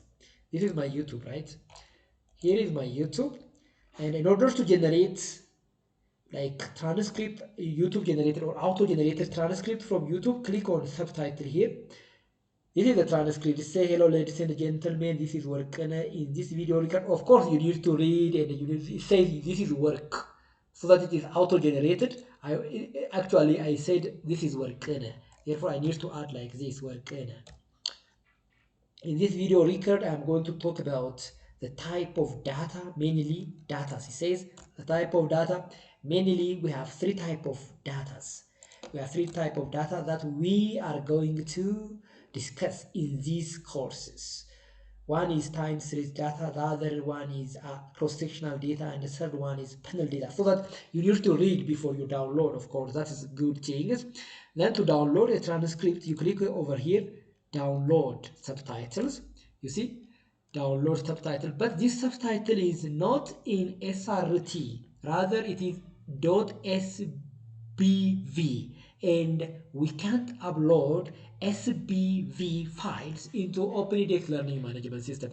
Rather, I need to translate. I need to transfer this thing or change this thing into what file? SRT file. Here you go. Over here, I actually suggest you a website that help you to convert a SBV file into SRT file. So click on this thing. Let's click on this one. You can copy and paste it into your website, into your internet browsers. So let me see. Now this is subtitle converter, so that you can use this subtitle converter to convert to your interest files, right? For example, I need to upload it from download options. From download, I have just downloaded this one, like SBV files. Don't upload it. Then I want to convert to what? I want to convert to SRT files. Of course, OpenEDX accepts SRT files, and therefore I need to select that one, SRT file, and then I need to request convert it.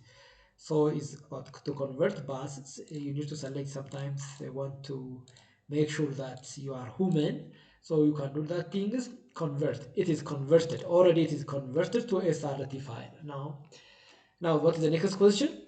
If you have your video uploaded on YouTube, you can use their auto transcriptions service. Yeah, we have used it. Here is the process to add SRT file into OpenEDX Studio. The first step, download the SRT file for the video onto your computer. I have it already. Inside the video component editor, click the blue upload a new transcript button. Where is that blue upload a new transcript button? Edit, click on edit. Here you go. Yeah, upload a new transcript. You need to click on this button in order to upload a transcript. Click on that, and then you need to browse. You need to locate where you can get that. I know new transcript. I think it is in download. I think this one, more probably this one. So click on that. Let me see. Yeah, it is timed transcript uploaded successfully, right? Okay, upload a new transcript, download a transcript for editing, then save it. Let's see the transcript over here. You see the transcript. Hello ladies and gentlemen, this is Warkana. In this video record I am going to talk about the type of data. Mainly we have three type of data. It go like that, but you need to read it. Sometimes this is auto generated. Sometimes when I say I am Warkana, he said I am work.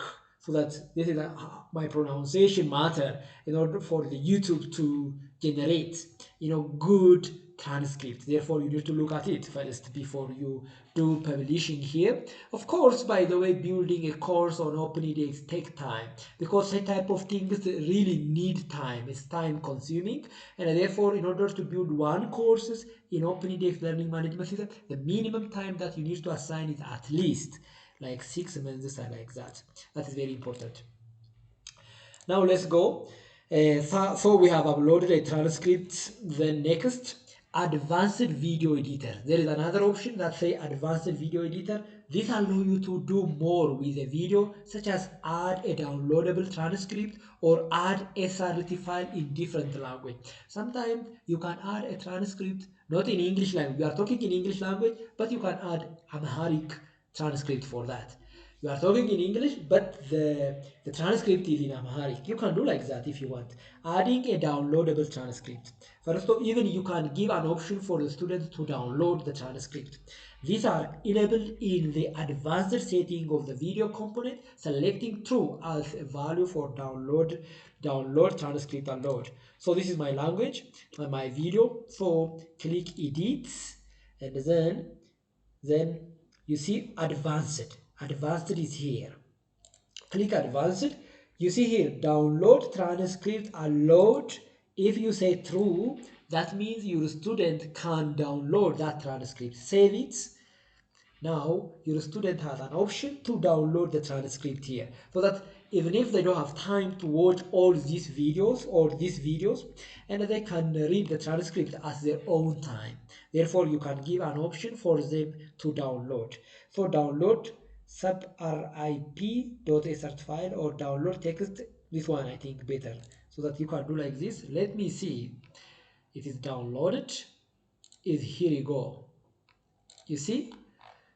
Hello ladies and gentlemen, this is Warkana. In this video record I am going to talk about the type of data. Mainly we have three types of data that we are going to discuss in these courses. One is time data, time series data, cross-sectional data, and things like that. As I told you, pronunciation matter, and therefore like reading these subtitles or transcript is very important before you publish it.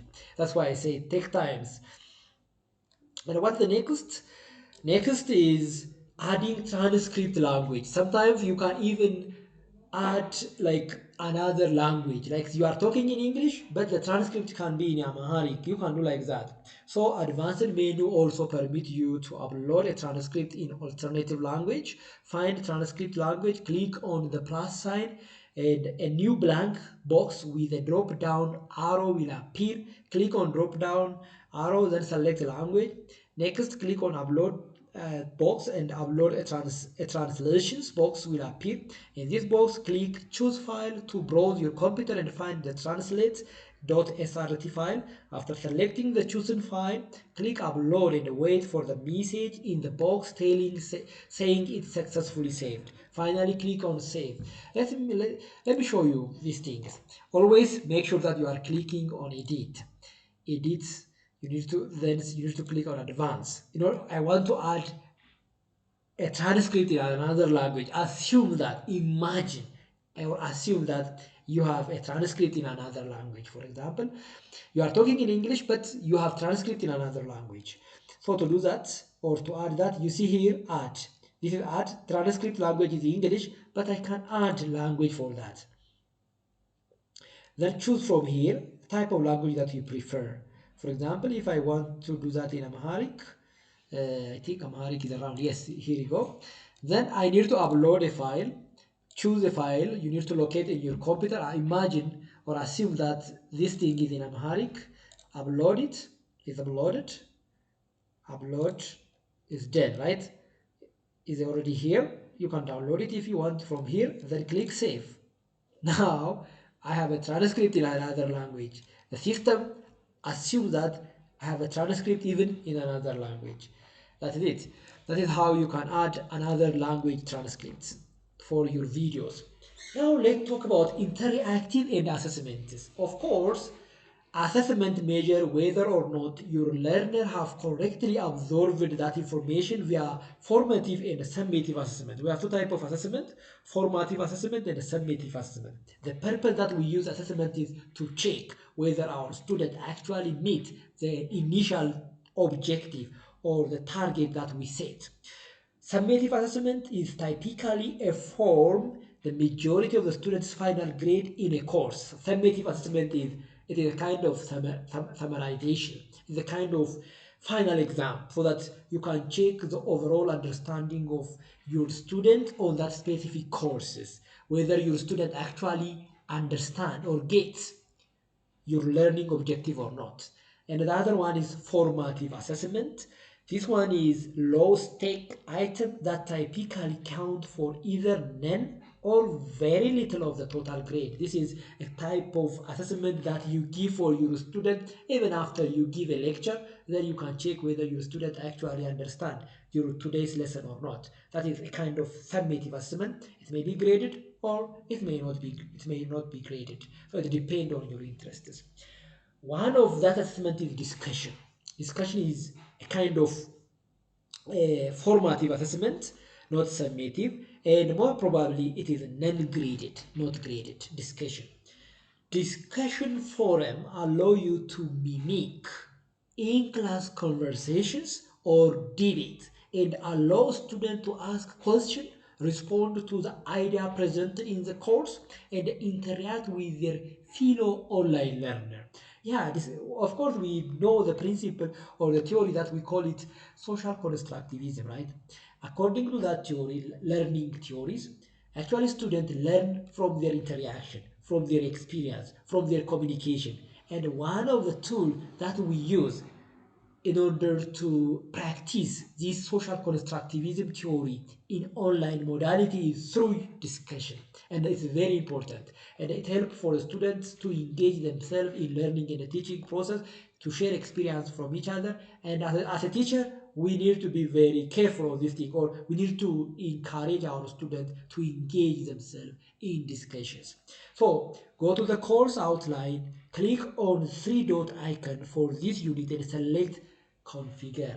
Now, for example, how we configure discussion. If you want to configure discussions, first of all, you need to start from units, and you need to go to the unit and click on those three dots, and you need to click configure, and you need to make like you need to allow discussions on that specific unit, like configure discussion on that specific unit. Not discussion must first be enabled on page and resource dashboards. Of course, there are two things that we need to do to enable discussion. The first one is from the unit. First of all, let's go to, now I want to add a discussion on these specific pages. Discussion. I want to add a discussion so that the students will engage in discussion. First of all, go to here, page and resource. By default, most of the time, discussion is enabled, but in case if it's not enabled, you need to, discussion is this one, right? You need to click on discussion. You need to click, commonly this one is active. You see, if it is like this, yeah, you need to click on these things and then click next. So these are discussion buttons. Enable discussion in unit in graded subsections. Sometimes, yeah, you can add discussion in graded subsections. Allow learners to engage with discussion in all graded unit page except limited time exam. Group in context discussion at the subsection level. These are some of the better that you get in discussions. Allow discussion in units in graded subsections. Sometimes you can allow discussion in graded subsections. Group in context discussion at subsection level. Allow anonymous discussion posts to peers, general discussion topics. So if you want to add discussion as well, you can add discussion from here. General discussion is already by default theirs. Divided discussion by cohort. Email notification for reported content. And these things. Discussion restriction.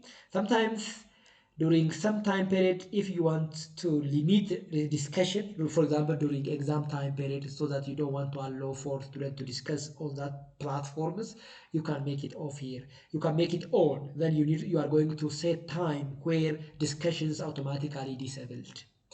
So this thing is already there. Then if there's no item that I need to make on, group in context discussion at the subsection level. Learners will be able to view any post in subsection no matter which unit page they are viewing. Group in context discussion at the subsection level. While this is not recommended if your course has short learning sequence or low enrollment, grouping may increase engagements. Allow learners to engage with discussion on all graded unit pages except timed exams. Yeah, click save.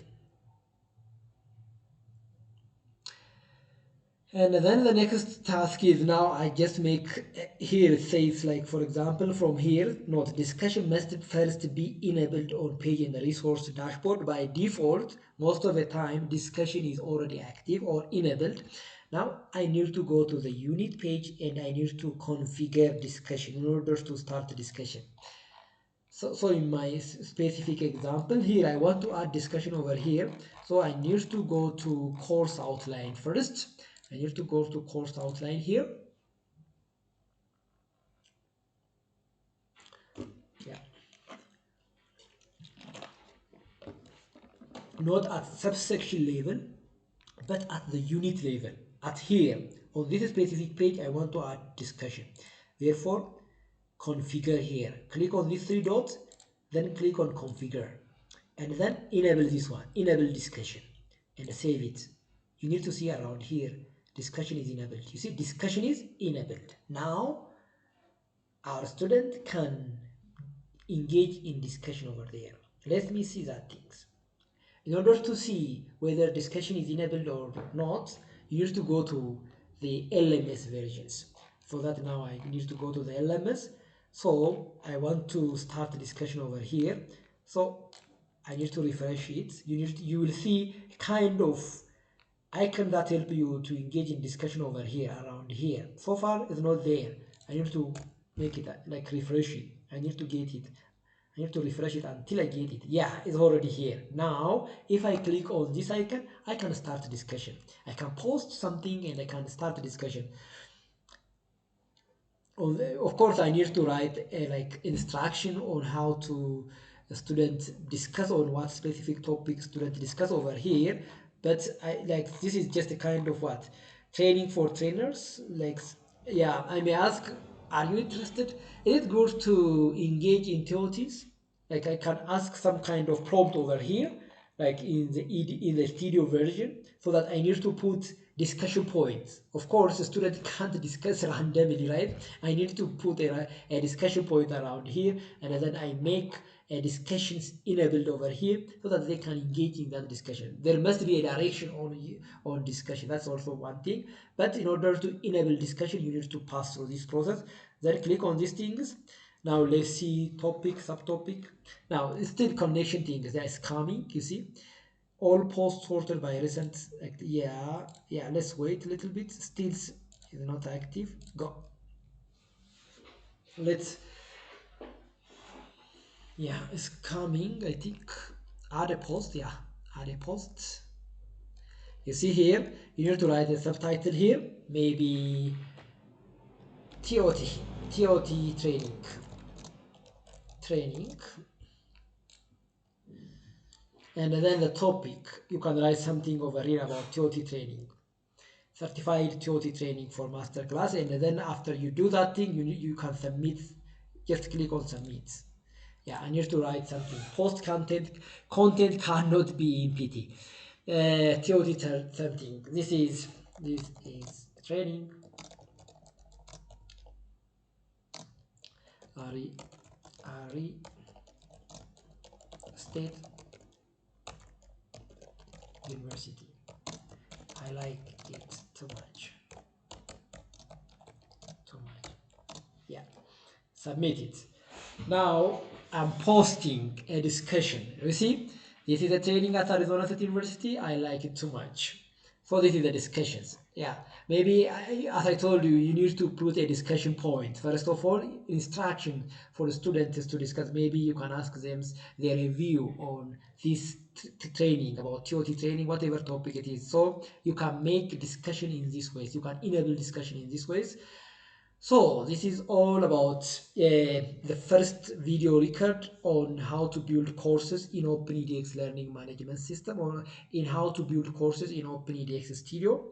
I hope in this video record you understand about those three learning objective, about like you know about the difference between section, subsection, and unit.